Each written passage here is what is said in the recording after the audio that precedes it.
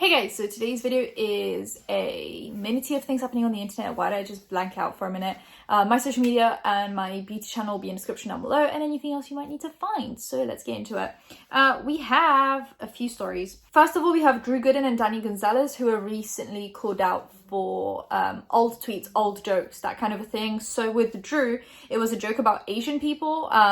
So it was like typical, really like awful humor, and he did quote tweet it with something else in 2016, and he recently apologized for it in a Twitter video, basically saying that at the time he thought that humor was acceptable, that it was funny to be edgy and controversial, and that in general he just regrets making those kind of jokes and that he doesn't make them anymore. Obviously that's up for people to, that's not up for everyone to accept. That is purely for Asian people to accept. It's not like a general, you know, like, oh, we forgive you, like, you know, if you're not affected, don't accept an apology that isn't for you, essentially. But I know a lot of his fans were just like, yeah, we forgive you. So, you know, just it depends how you feel about it. I'm not, you know, from the community that was affected by it, so I don't really, not my place to express an opinion, but I'm just here to bring you the news. Then we have Danny, who used a slur for Mexican people in one of his videos, and he actually said that that was because he was repeating and quoting what Jake Paul had said. So he basically had repeated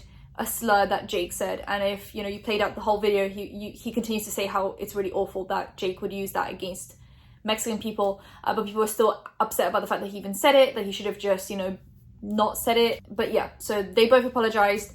Some of their fans are really happy, some people are still angry. Let me know what you guys think about it. Mainly if you're part of the communities that were affected by both of those instances. I would love to know. So we have Safiya Nygaard, who recently posted on Instagram something that people have been asking her about a lot. So she recently got, well, not recently, it was a while ago, it's pre-pandemic, got married, and now her and her husband moved to a different state because they're kind of just done with California and LA. And recently people have been once again asking her if she's pregnant, because I guess when you get married, you gotta get pregnant. Sarcasm, okay? Just want to clarify, because I've been getting a lot of comments. No, I'm not pregnant. If I've been hiding my stomach, it's because whenever people see my normal stomach, I get flooded with comments asking if I'm pregnant. So I prefer to wear looser shirts and not focus on it. If you've seen my stomach and think you see a baby bump, nope, that's just my stomach. That's all. I'm gonna rant for a minute, okay? Not every woman wants to have kids. Also, not every woman wants to have kids when it is the acceptable time to have kids. Also, not fair to ask her if she's pregnant, because you don't know if she's infertile, you don't know if she's had a miscarriage, you don't know if she's trying for a baby, or if she doesn't want to have a baby, or if there's some kind of a reason as to why she doesn't want a baby, or any struggles to do with that. So the fact that you're asking is just, not you guys specifically, the fact that people are asking is just gross. Like, we've had this conversation for many years now. Like, I feel like this conversation just keeps on coming up and people just keep on doing it. Don't ask people if they're pregnant. Do not ask people if they're pregnant. It makes for awkward situations, it makes for upset situations, it makes for uncomfortable situations, unnecessary situations. How does that even affect your day? How does that affect your life, if someone is pregnant or not? If she hasn't said anything, then clearly that's not something she wants to talk about. Even if she is pregnant and she's not said anything yet, it's clearly because she doesn't want to tell you. And she has every right not to tell you, because you're all strangers on the internet. Once again, I'm not talking to my audience, because I know you guys weren't asking. I hope you weren't asking. Just in general, it's like, no one owes you that part of their life, or any part of their life that they didn't share with you. So I just don't understand the constant questions about people's pregnancies or personal lives that they still haven't shared. It's like, if she hasn't shared it for a reason. And I just think it's really rude to ask a woman if she's pregnant. I'm losing my mind as to how anyone thought that would be an appropriate question to ask someone that could be going through issues to do with being pregnant. Because you don't know that. You don't know if she's struggling to get pregnant or not, and those questions could be making her even more stressed out and upset about the fact that she can't get pregnant. I'm not saying that's the case, I'm saying that could be the case when you are asking someone continuously if they are pregnant. I am sick and tired of people constantly demanding that a woman, one, becomes pregnant, two, lets them know that they are pregnant from the moment that they find out. People don't owe you that. She could pop a baby out and you would never know. And that is completely fine, because guess what Safiya does? She does DIY things on her channel, and she shows you funny costumes and outfits of the week and dressing up as a certain time period or a theme. Her channel is not a baby mummy blog. So you don't actually have to tell anyone if she's pregnant or having a kid. because that's not the part of her life that she agreed to share. Oh my god. Can we just stop asking people if they're pregnant? It's so rude. It's unnecessary. It's uncomfortable. I know you guys know this. I know this. We all know this. But some people on the internet still don't know this. And it's just getting a little bit tiring. Can we stop asking women the moment they get married or into a relationship or once they hit a certain age if they're pregnant or not? It's tiring. Catherine, obviously Catherine, Austin, McBroom, Ace Family. She recently started her own skincare brand and everyone was like, oh my god, cash grab. She's doing this for money. She's just doing this to, you know, make a quick buck or whatever. Then it all kind of just died down, and on her Instagram page, well, the Instagram page of the skincare brand, there are now many comments saying that the customer service is really bad, that people are not responding to their like queries, comments, questions, that packages are coming in damaged, that people are getting rashes from the skincare, that the skincare is just not coming in at all, packages are going missing, that kind of a thing, and no one is responding. They've been asking for weeks and no one's saying anything. So once again, the Ace family is just doing it. They're just doing it. The apps that they've had, the giveaways that they've had, the basketball matches, now this, it's like, what else? Like, how many failed projects can you have, realistically? Like, one has to be good. One has to be good. You can't tell me that you're failing at everything. Every single project is just bad.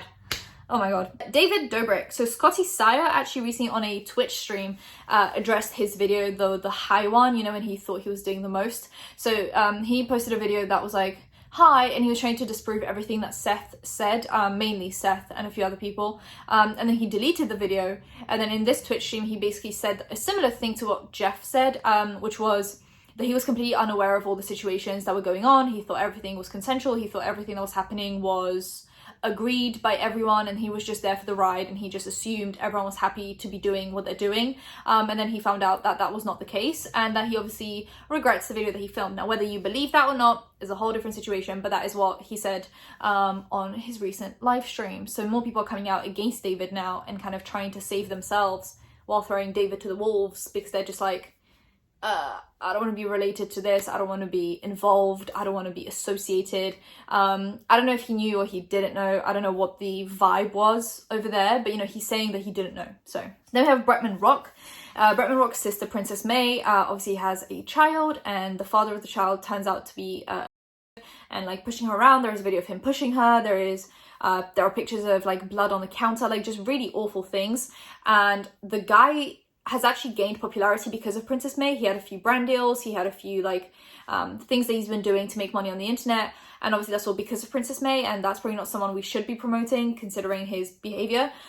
His mum has come out and basically defended him, saying that Princess May is trying to ruin his life, and then she posted another statement after she got some heat, basically being like, oh, I posted this before I saw the video, yeah, anyway. People have now been coming at Bretman Rock, basically being like, how can you not defend your sister? Why are you not fixing the situation for her? And he's basically like, how do you know what I'm doing behind the scenes? He even posted like a little clip, basically just being like, I show very little of my life, I don't show you much, and things are happening behind the scenes that I'm not comfortable telling you guys about because it's not my situation to tell. And yeah, I'm hoping they're sorting it out behind the scenes. It's just not a healthy or safe situation for her to be in. I hope she's fine. She did post on Instagram that she wanted people to stop posting the video, the clip, because it's not for them to post. It's not something that she wants out on the internet, which I completely understand. It's probably not something that she feels comfortable, you know, coming across on her timeline or just like, you know, being on the internet. So I do agree that it shouldn't be making rounds across the internet. I think it's good to talk about things like this to warn people, but we don't have to show the video. It's just a little much. But yeah, that's the situation. So Bretman's addressed it, Princess May has addressed it. I'm hoping they're sorting it out. I'm hoping she's safe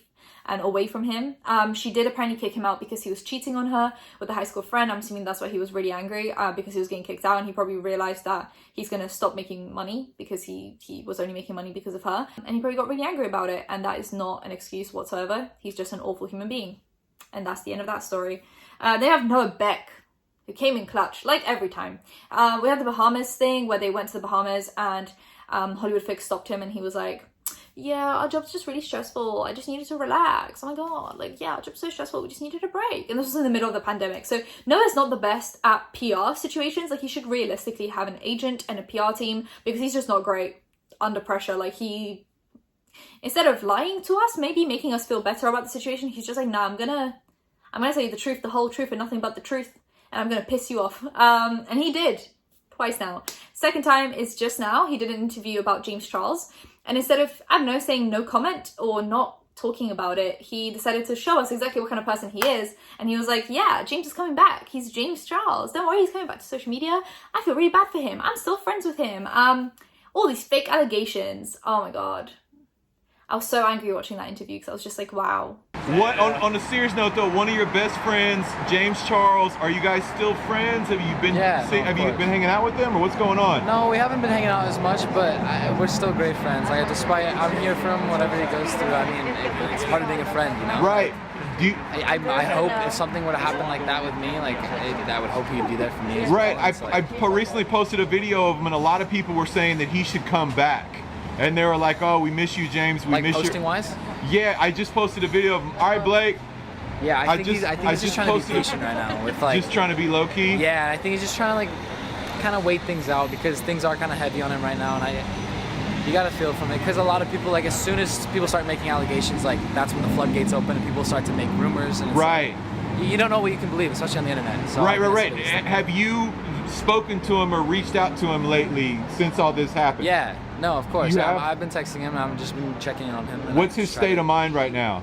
He's not exactly in the best state of mind, and like how could you be with all this stuff going on? Right. So I think, I don't know, I try to keep him in good spirits, but at the end of the day, there's not much I can do. Right, there's not much any of us can do. Do you think we'll see a return? Do you think he's going to get back with... He's James Charles, he'll be back. All right. And then he also said this really sketchy thing, which was he's going to support James because he doesn't know what situation he'll happen to find himself in. I'm like, are you talking to 14-year-olds? I'm sorry, what situation are you trying to find yourself in? I'm so confused. Hold on. So you're like, I'm going to defend James for talking to a 14-year-old. Just in case I ever find myself in a situation where I need to be defended. No, there are situations where you defend your friends. Like you say your piece behind the scenes, but publicly, they're your friend, whatever, they made a mistake. But when it comes to being an actual criminal, that's not a mistake, that's a choice, mainly because he's done this multiple times over multiple years.